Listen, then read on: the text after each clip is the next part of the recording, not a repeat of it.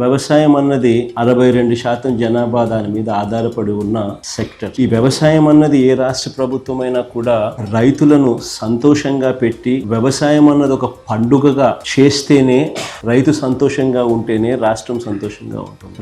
రైతు కూలీ సంతోషంగా లేకపోతే రాష్ట్రం ఎప్పుడూ కూడా ఎదగదు, వెనకడుగు వేయాల్సింది. మా హయాంలో పండుగగా ఉన్న వ్యవసాయం చంద్రబాబు నాయుడు గారి హయాంలోకి వచ్చేసరికి అది దండుగలా మార్చిన పరిస్థితుల మధ్య ఈ రోజు రాష్ట్రంలో వ్యవసాయం కొనసాగుతుంది.